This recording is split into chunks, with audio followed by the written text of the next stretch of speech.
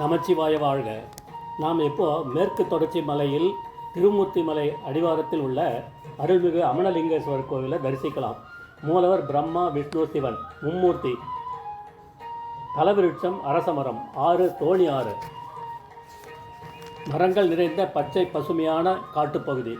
இத்தலத்தின் சிறப்பு என்னவென்றால், பிரம்மா, விஷ்ணு, சிவன் மும்மூர்த்திகளும் சிறிய குண்டில் சுயம்புவாக காட்சி தருகின்றனர். இது குடவரை கோவில். கோவில் திறக்கும் நேரம் காலை